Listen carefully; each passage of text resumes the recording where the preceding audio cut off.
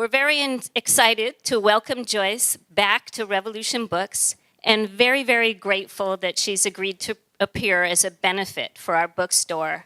This is a special place, a political, intellectual, and cultural center for a movement, for an actual revolution. And we're also tonight happy that Andy Z, who's the spokesperson for Revolution Books, will be here tomorrow night to give a talk on the Get Organized for an Actual Revolution tour, which is a national tour that's going all around the country. And he's here tonight, and he can say a few words about the role of this bookstore in society. So that will be after Joyce gives her reading, and as I said before. So anyway, when I introduce authors, I usually, look at their bios in Wikipedia and note their awards and their education and the fact that they're professors. So Joyce has written many, many books and won many, many awards. And more importantly, her work has inspired, frightened, surprised, and brought joy to readers for many, many years. And tonight will be no exception. And this, I am told, is her last semester teaching at UC Berkeley. So this is our last book reading in Berkeley right now. Maybe she'll be back. We don't know what the future holds. Joyce is teaching at Princeton and NYU. She has taught in Canada, Detroit, I think I read, and also taught poetry to writers in San Quentin. So Joyce, as a friend of mine has told me, Joyce personifies prolific. She has published dozens of novels, collections of short stories. She writes, for example, about patriarchy and the resulting rebellion against it. And an example is the first book I ever read by her was Foxfire, Confessions of a Girl Gang. Yeah, some people remember that, right? And that was back in the 1980s. And she has written about abortion and the murder of abortion doctors and what happens to the families of those two sides of that equation. In a time like now, when there's a lot of pressure to stay in one's own lane, Joyce Carol Oates is a bold driver. She writes vivid tales that examine and challenge racism, oppression, tales about the times in the world that we live in, about the situations that cage people and people's desire and bravery in attempting to break out of those cages. She writes across genres, essays, literature, and literature criticism of authors that are critical, appreciative, and not snarky, in my opinion. Things that open us up to the work of these writers. She's written horror novels. And in one riveting story that I'm told is part of a novel that is not yet published, she describes the plot to and the attempted murder of a particular cat. So, and that was a very riveting tale, yes. I can't wait to read it. Joyce does not talk as characters in this Hazards of Time Travel book are ordered to do. She does not talk in vague, whispered ways about messed up things in society, about the crimes against people. Her writing is no holds barred. And speaking of that, she's also written a book called On Boxing. I read that The Hazards of Time Travel was written before the election of Donald Trump. And that is an interesting fact, and I hope some of you will quiz her about it. This is a story about what happens to a young woman who asks too many questions, a young woman who is apt to say surprising things, and how her life was irrevocably changed just at the moment that she was awarded the Patriot Democracy Scholarship. Please give a very warm welcome to Joyce Carol Oates. And please turn off your cell phones.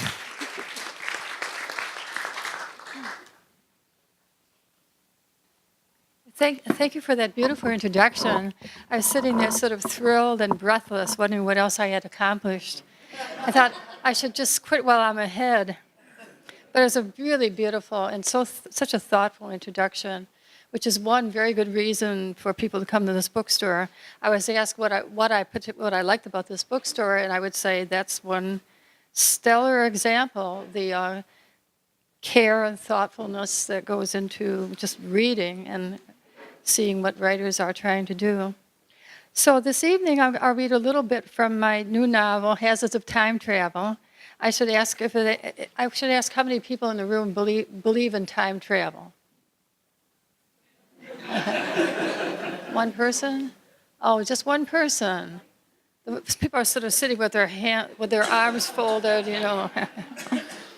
Well, time travel is it's sort of a fascinating trope or concept or metaphor, because time travel as a sort of plot device, a storytelling device, doesn't really begin until H.G. Wells, which would be like 1899. There have been some instances of people seeming to move back in time or forward in time, but no one like H.G. Wells really worked out a kind of pseudoscience that might explain it. So subsequently to H.G. Wells, with The Time Traveler, or Time Machine, I think it's called, that wonderful exemplary novel, it's along with other novels by H.G. Wells, is really quite astonishing novels about science, philosophy, and ideas. But subsequent to that, we have a lot of time travel and lots of speculative fiction that deals with it.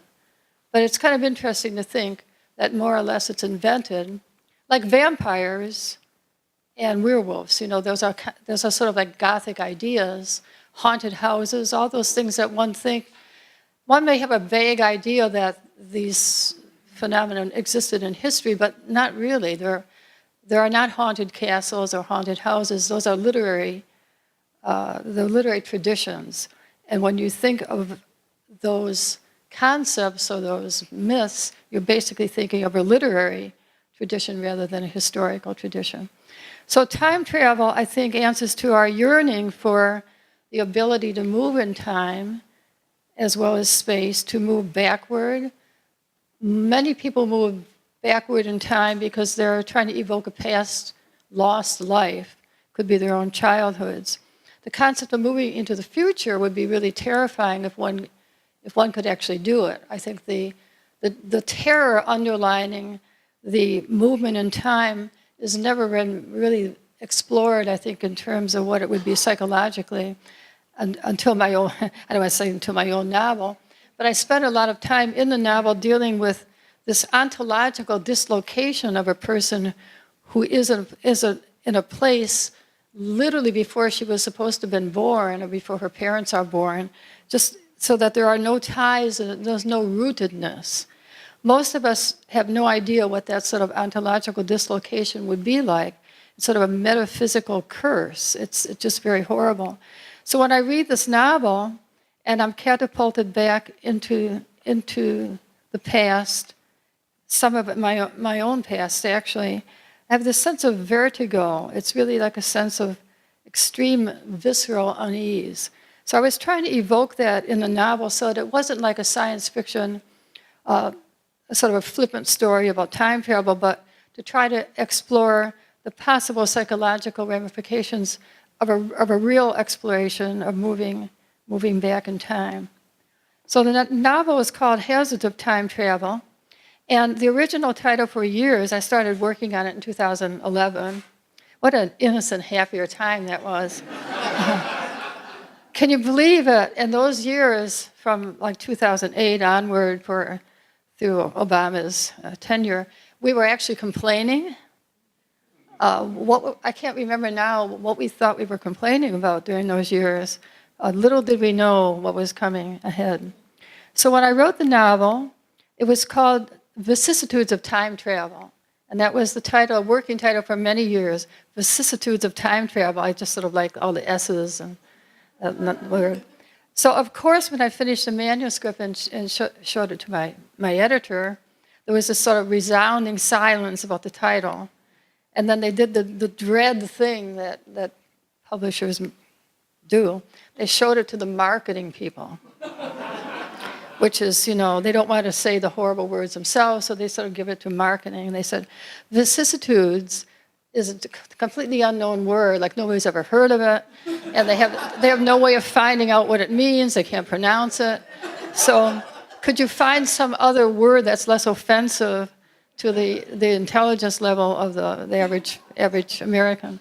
So hazards of time travel is sort of it's more or less a kind of equivalent. But I really love vicissitudes of time travel. So I was working on it in 2011, and as you'll see, if you avidly and eagerly read the novel, I won't hold my breath about that, but as you will see, it completely circumnavigates all the possibilities of a populist demagogue uprising, stealing election and so forth. It's really about a society that I think is more deadly than the one we're in, which I consider is sort of veering toward us from the future.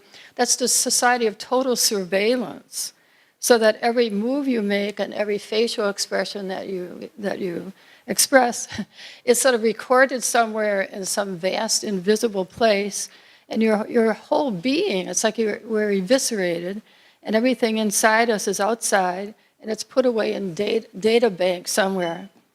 And this, when I was working on the novel, I did some research at that time, but the acceleration since then has been overwhelming.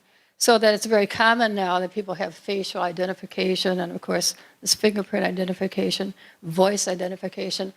All these things we sort of eagerly embrace and agree to without even thinking that, of course, that means that you're trapped. You're sort of in a network. You're fully trapped like a fly in a spider web. There's no way you could break loose. One of the great myths of American history, American literature, is lighting up for the territory, which is what Huckleberry Finn does. And the myth of the frontier and moving away from civilization and moving into some undefined space and creating a whole new identity, all that myth is really completely sabotaged by this society that we're in. There's no way that anyone in this room, for instance, could just sort of disappear and reemerge, like, say, in the wilds of Montana with a new identity. All that just belongs to the past. So my novel is really anticipating that. I wouldn't think that a populist uprising or the sort of white nationalist recrudescence that we've had since 2016, I would not have thought that was coming, though I guess I should have perhaps anticipated some of it. Whenever you have all around the world these dispossessed people, these what we call them refugees, but this sort of refugeed people. I mean, they're people who have become refugees. It's sort of like slaves are really not slaves, they're enslaved people. And so these are people just like ourselves, creating an enormous backlash that allows for fascism to arise in Europe and in this country. I really was thinking that the surveillance state was more deadly and that it would prevail maybe beyond this other phenomena. So my novel is about a future that is not too far away, and we're rapidly catching up with it. It takes us to a time after the present time, and then it takes us back into another era of the 1950s, where a young girl, she's actually not a young woman, she's really a girl, she's 18 years old, she was a high school girl. I wanted a representative, a character who was not intellectual, though intelligent, but not overly intelligent and certainly not a stylist. So she speaks in a somewhat plain, idiomatic English. And the novel has a couple of interesting epigraphs. One of them is from B.F. Skinner. B.F. Skinner was a prevailing psychologist of the time, up until about the early 1960s. And it's the behaviorist revolution that the novel is contending with, the idea that people are like cogs in a machine, and you can condition them to behave in certain ways. You condition masses of people to vote in a certain way. You wave certain stimuli, you flash certain fearsome things or paranoid things at them, and you get them to respond in sort of a stimulus response way. So B.F. Skinner, it's from his great book, Science and Human Behavior, and he really was a great psychologist. He said, a self is simply a device for representing a fundamentally unified system of responses. So I'll repeat that. A self is simply a device for representing a fundamentally unified system of responses. So if you know how to condition that self and you know how to evoke these responses, you sort of have tamed the very idea of individualism. And then there's another quote from a psychologist named Ira Wolfman, which I think is such a great name, Ira Wolfman. And he says, among other things, we're trapped in our own experiments. As the novel progresses, Ira Wolfman is a character in the novel. He's actually my creation. And he's a character who is a kind of tragic figure who did use his intelligence to create virtual realities and sort of gave up his integrity to the state just, I think, in exchange for a kind of vanity of being a scientist who was honored and who made a living, and more than a living, by selling these secrets to the state. So he was one of those who worked with creating a virtual reality that sort of, as I was saying, like this sort of cobweb network that we find ourselves in. We're trapped in our own experiments, and he himself becomes trapped in an experiment. So I'll just read a little bit in the beginning. Sometimes I write in a style that's sort of labyrinthine and Gothic, and I like to have a lot of the sentences sort of move down the page with a lot of semicolons. Sometimes it's shorter. Sometimes it's all dialogue. I mean, I try to do different things. But as I said, in this novel, I wanted a voice that was like a mediated voice that was not a very intellectual voice, and the sentences are somewhat declarative and clear sentences, and the vocabulary is pretty simple. Good news. This is the title of the chapter. Good news, or so it first seemed. I'd been named valedictorian in my class at Pennsboro High School, and I'd been the only one at our school of 5 students nominated to be awarded a federally funded Patriot Democracy Scholarship. My mother came running to hug me and congratulate me, and my father, though more warily, "That's our girl, we're so proud of you." The principal of our high school had telephoned my parents with the good news. It was rare for a phone to ring in our house, for most messages came electronically, and there was no choice about receiving them. And my brother Roderick came to greet me with a strange expression on his face. He'd heard of Patriot Democracy Scholarships, Roddy said, but never known anyone who'd gotten one. When he'd been at the school, he was sure no one had ever been named a Patriot Scholar. Well, congratulations, Addie. Thanks, I guess. Roddy, who graduated from Pennsboro High 3 years before, was now working as a barely paid intern in the Pennsboro branch of the NAS, Media Dissemination Bureau, was grudgingly admiring, I thought. He's jealous. He can't go to a real university.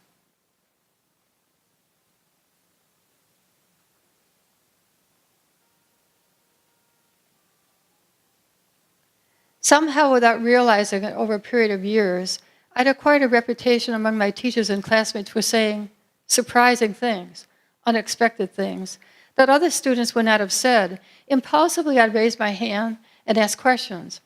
I was not doubtful exactly, just curious and wanting to know. For instance, was a science fact always and inevitably a fact?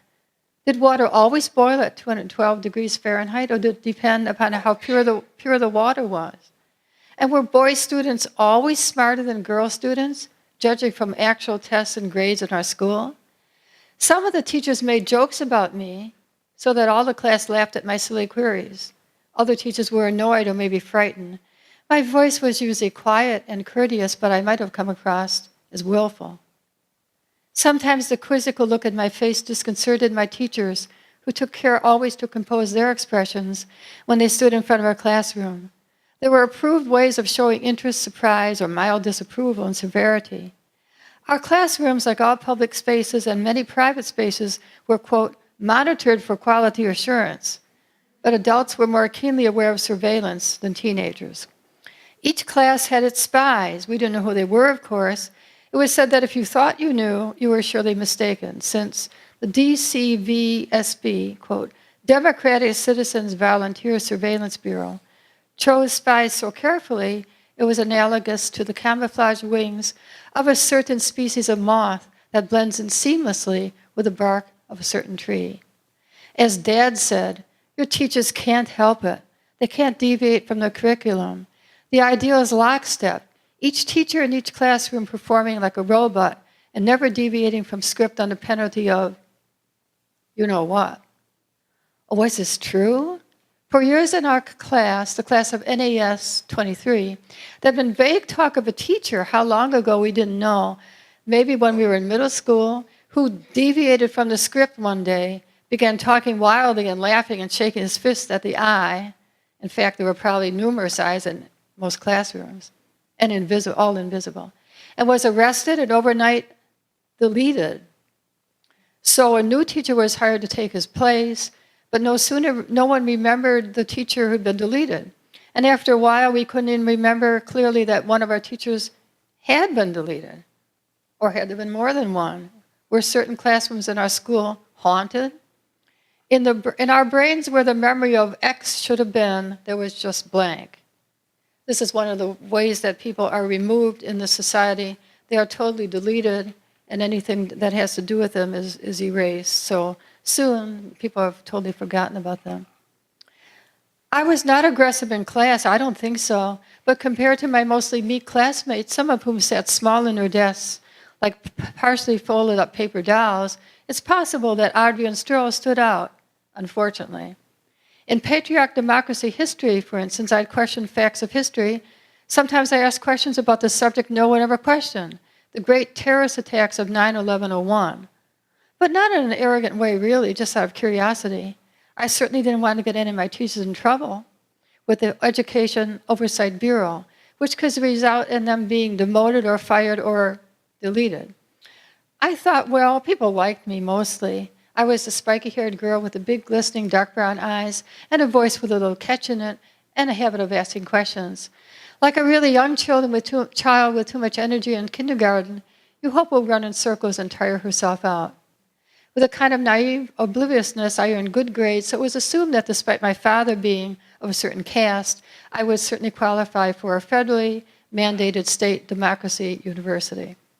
That is, I was eligible for admission to one of the massive state universities. At these, 1,000 students might attend one lecture, and many courses were online. Restricted universities were far smaller, prestigious, and inaccessible to all but a fraction of the population. Though not listed online or in any public directory, these universities were housed in traditional campuses in Cambridge, New Haven, Princeton, in restricted districts. Not only did we not know where these centers of learning were, but we also had not ever met anyone with degrees from them. The society has become extremely it's just a caste society at this point in history. And I didn't realize when I was writing the novel that this would be such an accelerated process. So that's almost with us right now. When in class I raised my hand to answer a teacher's question, I often did notice classmates glancing at me, my friends even, sort of uneasy and apprehensive. Oh, what will Adrian say now? What is wrong with Adrian? There was nothing wrong with me, I was sure. The next chapter has an ominous title, The Arrest. The words were brisk and impersonal. Stroll, Adrian, hands behind your back. It happened so fast at graduation rehearsal. So fast, I was so surprised and too scared to think of resisting. Except, I guess, that I did try to resist in childish desperation, tried to duck and cringe away from the officer's rough hands on me, wrenching my arms behind my back with such force, I had to bite my lips to keep from screaming. What was happening? I could not believe it. I was being arrested. Yet even in my shock, thinking, I will not scream, I will not beg for mercy. My wrists were handcuffed behind my back. Within seconds, I was a captive of Homeland Security. I'd only just given my valedictorian speech and had stepped down from the podium when she's arrested. And she realizes belatedly that the The high school principal has never liked her, but she doesn't really understand why he would hate her so much. He's looking at her now with a look of genuine loathing. Quote, "She was warned, they were all warned. We did our best to educate her as a patriot, but the girl is a born provocateur." Provocateur, I knew what the term meant, but I never heard such a charge before applied to me. Quickly then, Mr. McKay, the principal, called for emergency assembly of the senior class. Murmuring and excited, my classmates settled into the auditorium. There were 322 students in the class, and like wildfire, news of my arrest had spread among them within minutes. Gravely, Mr. McKay announced from a podium that Adrian Stroll, formerly valedictorian of the class, had been arrested by the state on charges of treason and questioning of authority. What was required now was a vote of confidence from her peers regarding this action. That is, all members of the senior class, except me, were to vote on whether to confirm the arrest or challenge it. "We will ask for a show of hands," Mr. McKay said, voice quavering with the solemnity of the occasion, in a full, fair, and unbiased demonstration of democracy. Oh, by this time I was positioned, handcuffed with a wet, streaked, guilty face at the very edge of the stage. Gripping my upper arms were two husky youth disciplinary officers from the Youth Disciplinary Division of Homeland Security. One man and one woman, and they wore dark blue uniforms and were equipped with billy clubs, tasers, mace, and revolvers. My classmates stared wide-eyed, both intimidated and thrilled. An arrest at school, and a show of hands vote, which was not a novelty in itself, except on this exciting occasion. Boys and girls, attention. All those in favor of Adrian Stroll being stripped of the honor of class Victorian as a consequence of having committed treason and questioned authority, raise your hands. Yes? There was a brief sudden pause. Brief. Hesitantly, a few hands lifted, then a few more. No doubt the presence of the uniformed officers glaring at them roused my classmates to action. Entire rows lifted their hands, yes. Here and there were individuals who shifted uneasily in their seats. They were not voting yet. I caught the eye of my friend Carla, whose face too appeared to be wet with tears. And there was Paige, all but signaling to me, "I'm sorry, Adrian, I have no choice." As in a nightmare at last, a sea of hands were raised against me. If there were some not voting, I could not see them. And all opposed? No. Mr. McKay's voice hovered dramatically, as if he were counting raised hands. In fact, there was not a single hand of all the rows of seniors to be seen. I think then that we have a stunning example of democracy in action, boys and girls. Majority rule, the truth is in the numbers. So then I'll sort of skip along, and she talks about what was in her speech. She's being interrogated. She's taken away to Homeland Security, and she's interrogated who wrote the speech for her. And she says, "I wrote it myself." They keep repeating the same questions. I was terrified that they would blame my parents and bring my parents in. My father would be reclassified as a subversive individual, that he might make the same fate as others who had been deleted. My valedictorian address had been timed to be no more than 8 minutes long. That was the tradition. I had an advisor, Mrs. Dewson, but I hadn't shown her anything I'd been writing. I hadn't shown anyone. I wanted to surprise my parents and others with at graduation. After a half-dozen failed starts, I'd gotten desperate and had the bright idea of asking numbered questions, 12 in all, of the kind my classmates might have asked if they'd had the nerve. Like, what came before the beginning of time? And what came before the great terrorist attacks of 9/11? Our RNAS calendar dates from the time of that attack, which was before my birth, but not my parents' birth. And so my parents could remember a pre-NAS time when the calendar was different. Wasn't measured in just a 2-digit figure, but a 4-digit figure. Under the old, now outlawed calendar, my mother and father had been born in what was called the 20th century. It was against the law to compute birth dates under the old calendar, but Daddy told me I'd been born in what would have been called the 21st century if the calendar had not been reformed. NAS means North American states, more formally known as RNAS, reconstituted North American states, which came into being some years after the great terrorist attacks as a direct consequence of the attacks, as we were taught. Following the attacks, there was an interlude of indecisiveness, during which time issues of rights, the Constitution, the Bill of Rights, Civil Rights Law, versus the need for patriot vigilance in the war against terror were contested, with a victory after the suspension of the Constitution and the Bill of Rights by executive order or patriot vigilance. Yes, it's hard to comprehend. As soon as you come to the end of such a sentence, you've forgotten the beginning. How strange it was to think there'd been a time when the regions known as reconstituted Mexico and reconstituted Canada had been separate political entities, separate from the states. On a map, it seems clear, for instance, that the large state of Alaska should be connected with the mainland United States and not separated from what was Canada. This, too, was hard to grasp and had never been clearly explained in any of our classes, perhaps because our teachers were not certain of the facts. The old, outdated, that is, unpatriotic history books had all been destroyed, my father said, hunted down in the most remote outposts, obscure rural libraries in the Dakotas, below-ground stacks in great university libraries, microfilm in what had once been the Library of Congress. Outdated, unpatriotic information was deleted from all computers and from all accessible memory. Only reconstituted history and information were allowed, just as only the new calendar was allowed. It was only logical, we were taught. There's no purpose in learning useless things. It would only clutter our brains like debris stuffed to overflowing in a trash bin. But there must have been a time, before the Reconstruction and before the attacks. That's what I was asking. Patriot democracy history, which we had every year since 5th grade, was only concerned with post-terrorist events, most of the relations of NAS with its numerous terrorist enemies in other parts of the world, and an account of the triumphs of NAS in numerous wars. So many wars. They were fought now at long distance and did not involve living soldiers, for the most part.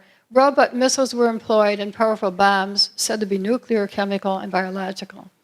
In our senior year of high school, we were required to take a course called Wars of Freedom. This included long ago wars like the Revolutionary War, Spanish-American War, World War I, World War II, Korean War, Vietnam War, and more recent Afghanistan and Iraqi wars, all of which our country had won decisively. Oh, we were not required to learn the dates or causes of the wars, if there were any causes, but dates of battles and names of high-ranking generals and political leaders and presidents. These were provided in columns to be memorized for exam. The question of why was never asked, and so I'd ask it in class and in my valedictorian address. It had not occurred to me that this was treason speech or that I was questioning authority. So she's taken away and she's sort of tortured in very grisly scenes, and she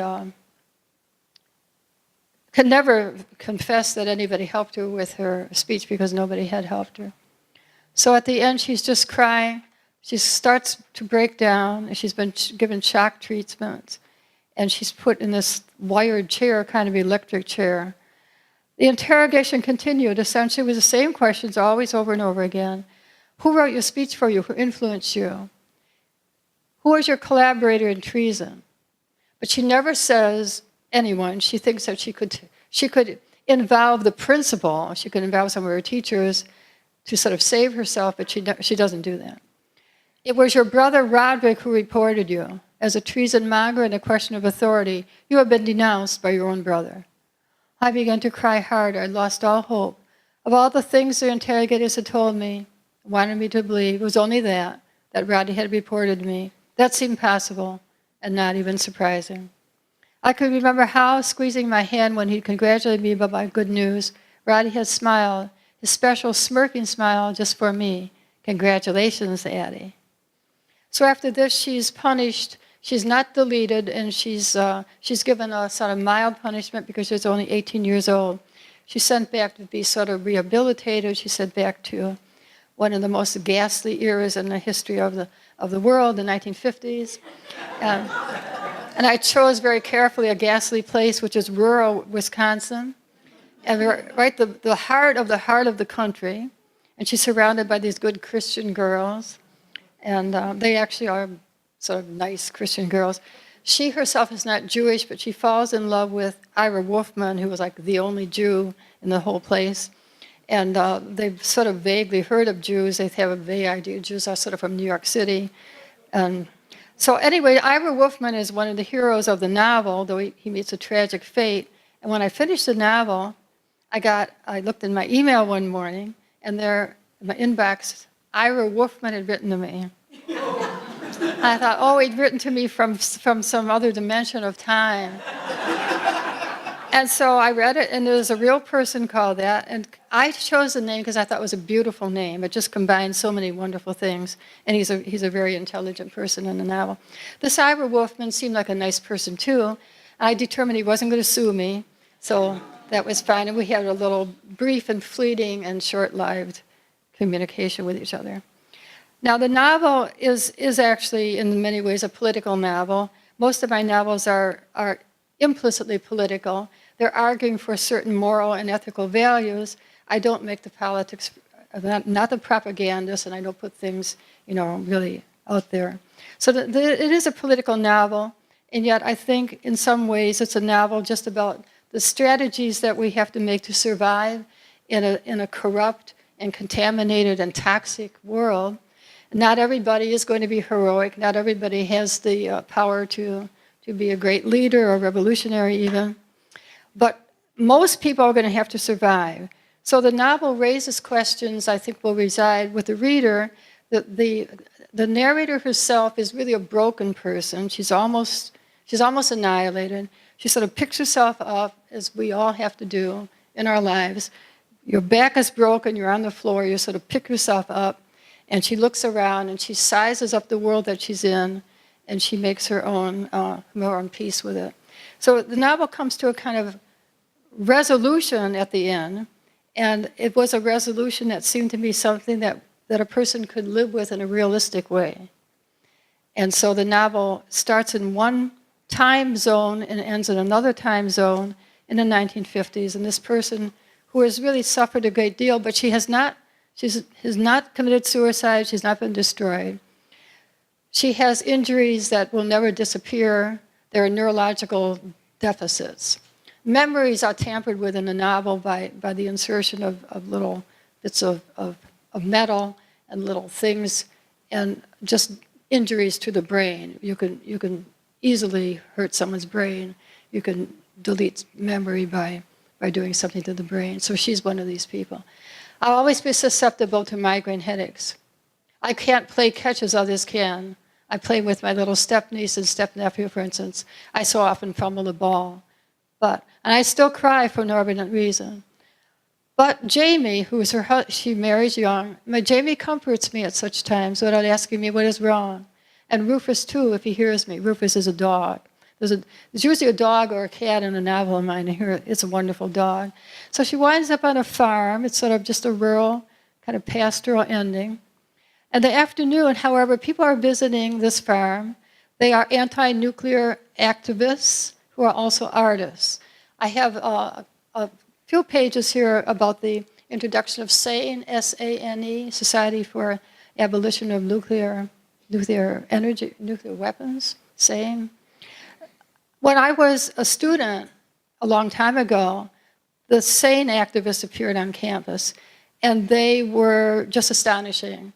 The fraternity boys and others were sort of sneering at them, and they were looked upon as these sort of communists or almost like alien people. But then I remember my roommate has sort of bleached blonde hair, and she would have liked to have been a party girl, though she wasn't quite.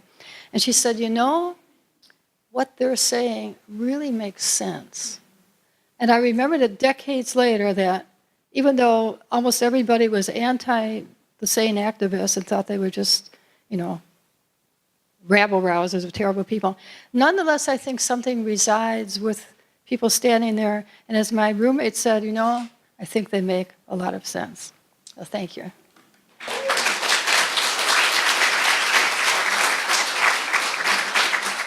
It's important for you to be here, and I wanted to introduce Andy Z to talk about what our bookstore is about. There's a bookstore in Harlem, Revolution Books, which is a flagship bookstore, and I invite you all to visit there. It's on the beautiful Malcolm X Boulevard, and it is a wonderful bookstore. So if you like our store, You'll love Revolution Books in Harlem. Andy Z is the spokesperson for Revolution Books. He's a co-initiator of the organization refusefascism.org, and he's an advocate for Bob Avakian and the new synthesis of communism, which Bob Avakian has developed. Please welcome Andy Z.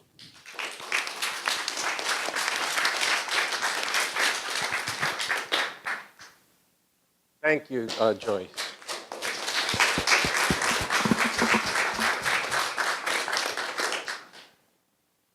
You captured the vicissitudes of the emerging fascism that we are enduring right now, and it is one of the things about fiction that is sometimes frightening, that reality can almost catch up to it. And that's what we're living right now. And I'm really glad to be here and to let you know about Revolution Books, both stores in New York City, the flagship store, and here in Berkeley. This is a bookstore about revolution, an actual revolution. It's the political and the intellectual and the cultural center of a movement for revolution. And right there, it should tell you something different about the new communism and Bob Avakian. Our headquarters, or our center, is not a union hall. It is not an activist organizing center, even though people who are associated with our movement and who work with our movement are activists and fighting on many different front lines. It's a bookstore. Why? Because people need to know the world in order to change it. People need to be able to understand the world scientifically, and what is particular about and special about the work of Bob Avakian is that he's put the science of revolution on a more scientific basis, which means this. It means we proceed from reality as it actually is. And when you do that, and when you understand how things actually work, and you can get into the patterns and how things could actually change. And this does not erase imagination.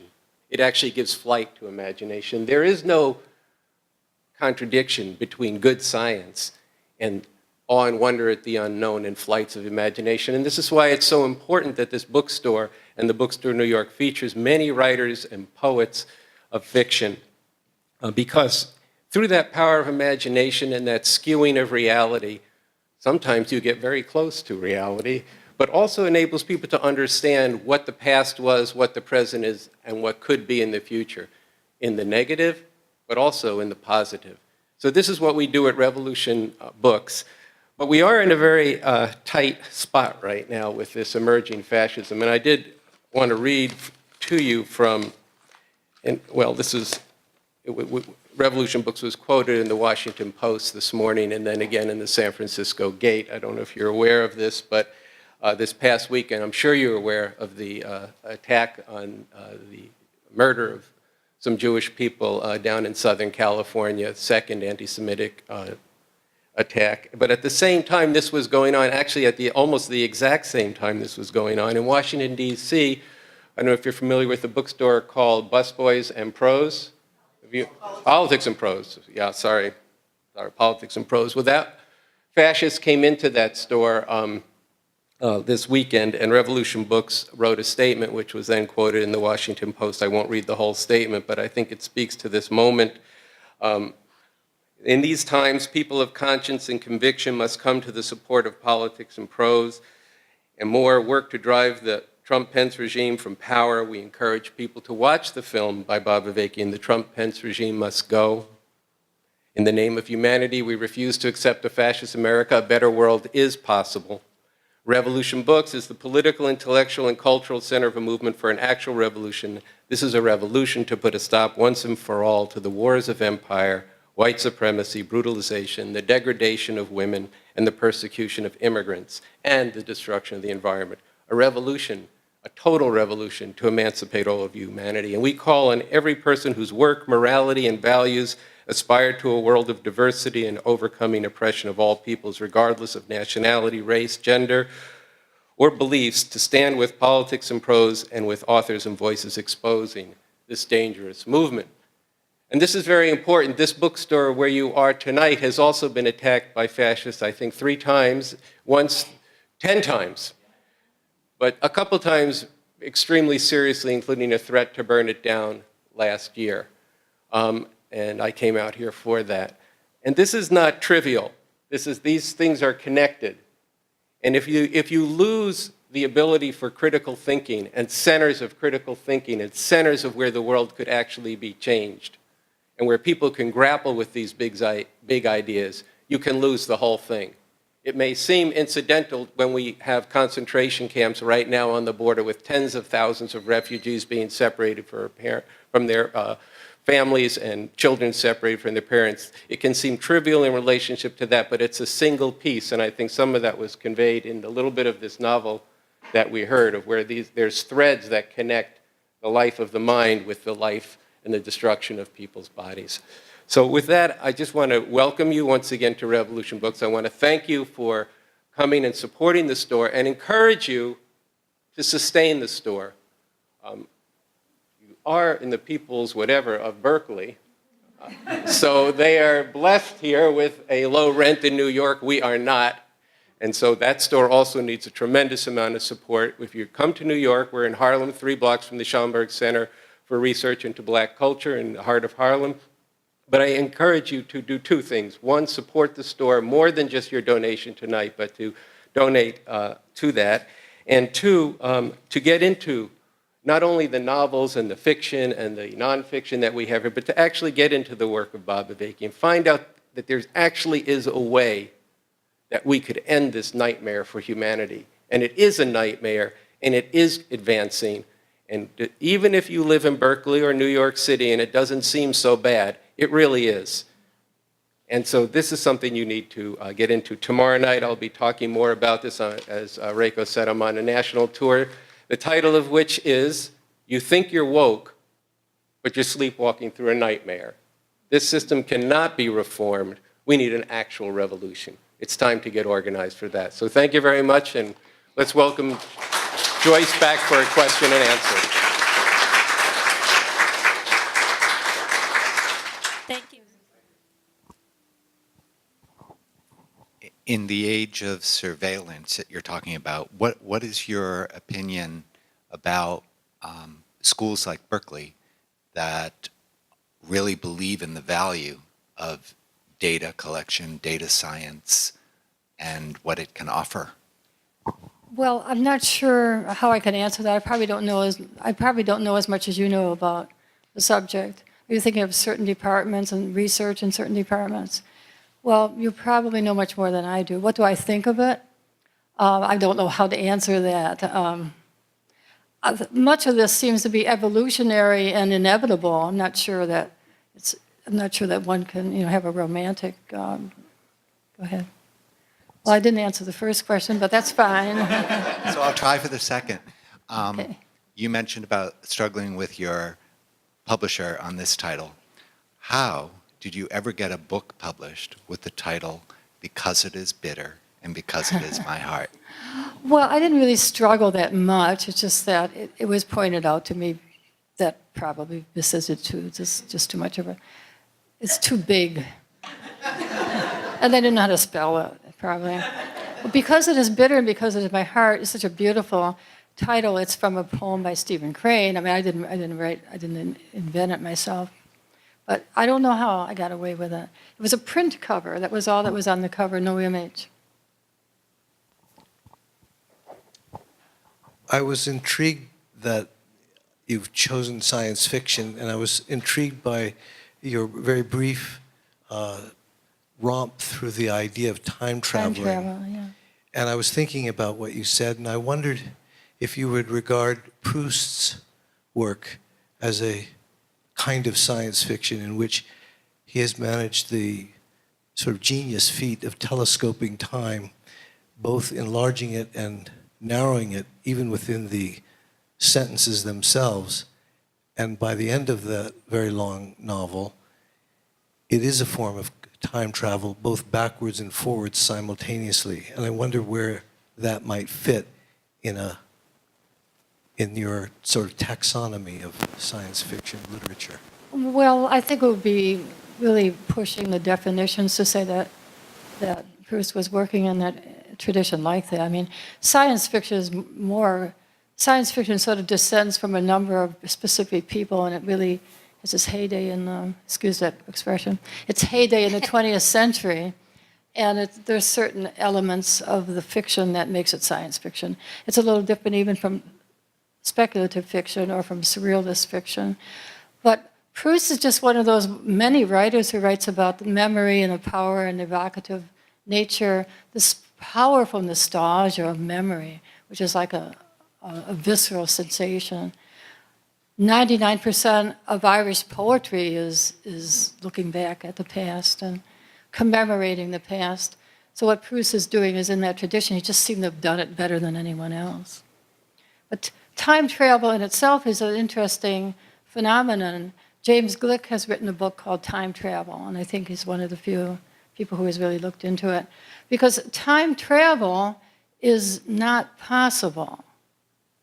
I mean, maybe that sounds dogmatic or blunt, but it's not likely to be possible that we can have time travel. Because if you went back, say, half an hour, you'd be meeting your own self, or your own self would already be in that place, and I mean, how would that work? And if you went back even longer than that, you wouldn't have been born yet. But your parents, I mean, it's kind of nonsensical. But as I said at the very beginning of my talk, there's something in our minds, there's something so yearning about our earliest memories that when we sleep, sometimes we are catapulted back in time to our first bed, and you see maybe your young parents, and you're in a world that just bathed with kind of almost this supernatural nostalgia.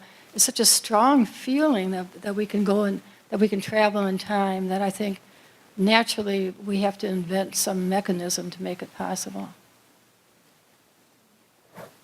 Can I see hands again? You want to call on somebody? This is just a comment. I really want to thank you for saving me from so much agony. I just get thirsty for good writing. Oh, thank you. And you take me to places inside, outside. You, Toni Morrison, Gabriel Marquez, my saviors. Well, thank you. That's very lovely to hear. Thank you. And don't forget Proust. Steve wants us to know that he read the whole long novel. You read it in English. Yes. Hey, Joyce. I had a question. So when did you finish the book? And with all the accelerated things that you've seen, were you tempted to go and fiddle with it after what you thought was the completed manuscript? Yes, I always had the story and I had the ending, but then when I was doing the galleys and working on it, I would put some things in. One of the things in the novel that I didn't really come up is how certain vocabulary words are taken away. And I noticed that was happening, like there are federal bureaucracies in the government where they dare not use words like climate change, I think, global warming. So those words actually were taken out. So it's more or less like reality is catching up with fiction. Yeah.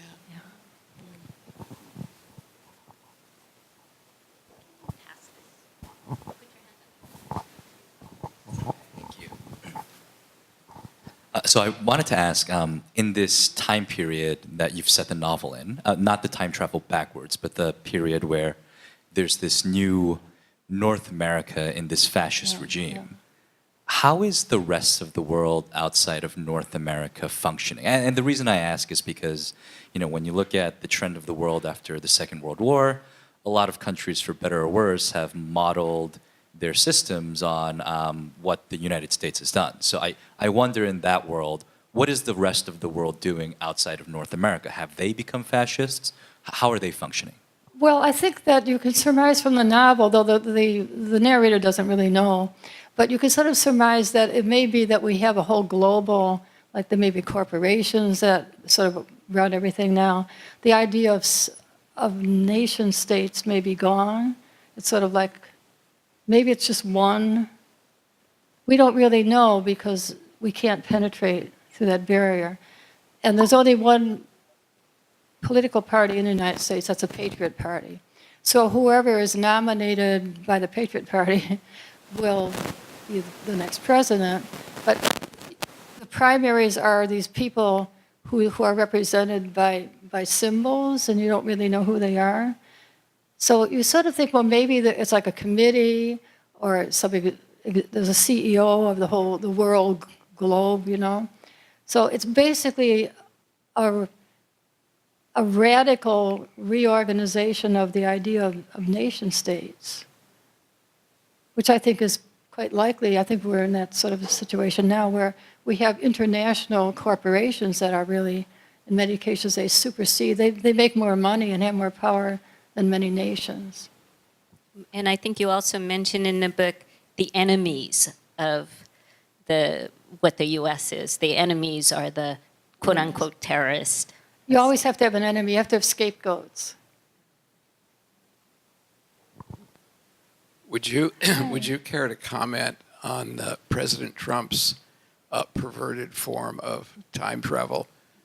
And you could simply say no. You mean his regressive politics? Make America great again. Oh, right. He's a populist demagogue, and I don't think many of his ideas are original. I think they're sort of like scrapings from underneath some horrible barrel, you know, the worst instincts and the worst political gestures in history sort of all come together. America first.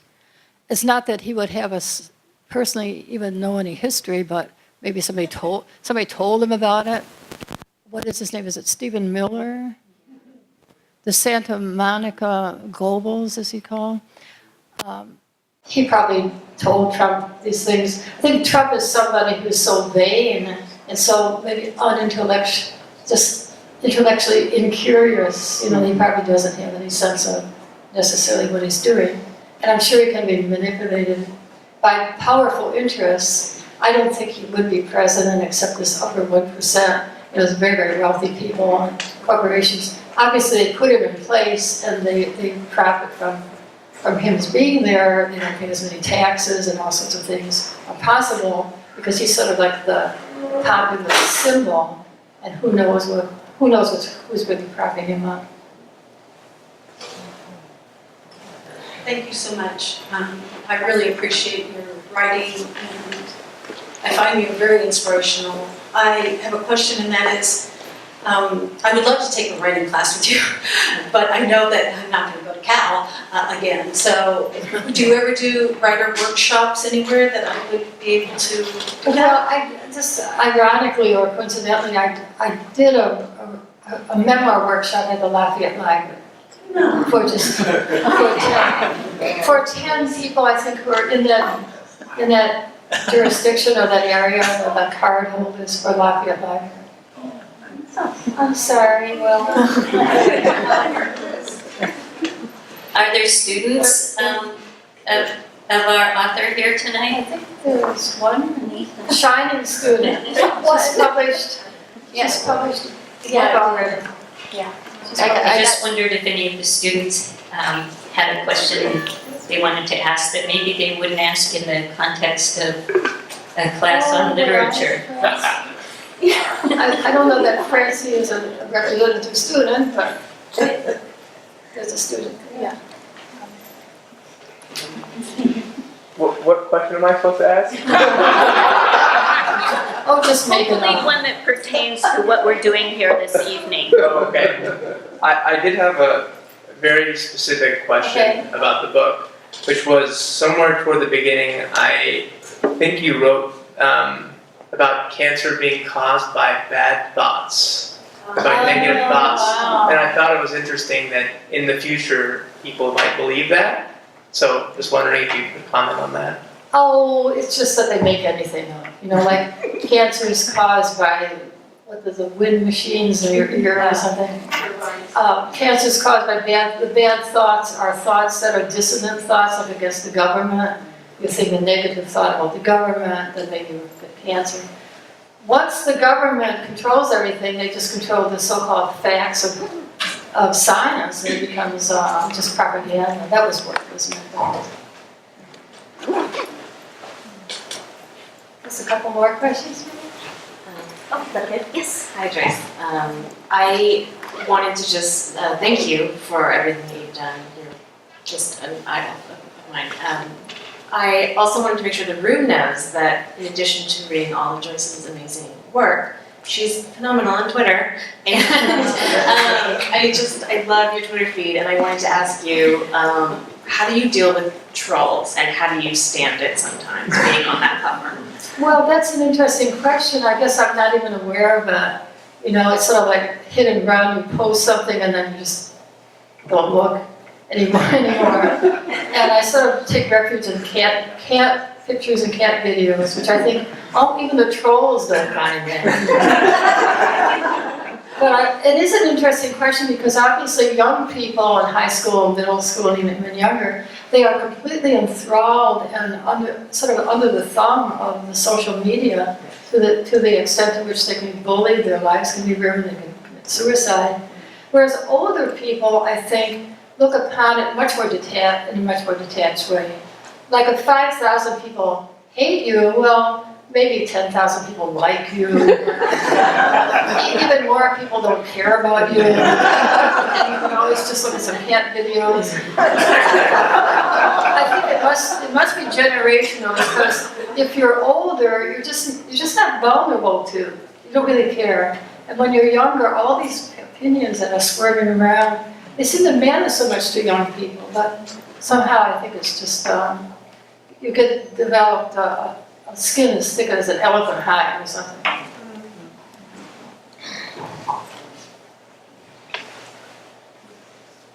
One more question? Yeah, Joyce, a good deal of your work, not all of it, deals with the characters and stories of the underbelly of U.S. society, the white supremacy, the patriarchy, and the particular forms that it takes, particular forms that love and desire take in this society. How in this book, without giving a spoiler, does that relate to the developing fascism in the political sphere? It's obviously the white supremacy and patriarchy is right at the core of this Trump-Pence fascism, but how about in the book?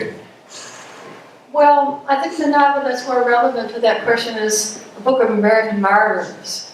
Because I really did a lot of research into the anti-abortion movement and a sort of evangelical, sort of anti-intellectual, anti-education, anti-liberal polarization of the country, so that there are some people who think that liberals should be put against the wall and shot, you know. They think these things because they've been told and they've been brainwashed. So in that novel, I really come to the conclusion, though it's not that explicit, but it's sort of implied, that the evangelicals and other white nationalists are really pawns. They're really pawns. They're being used. Their hatred and paranoia are being fanned for political reasons. The ultra-wealthy capitalists and corporations, that there's all sort of a game they're playing by stirring up what used to be called the rabble. You know, the idea of rabble rousing, where you get the populace out, you wave some flag like abortion, in which you personally have no interest in it. You're happy to have abortions.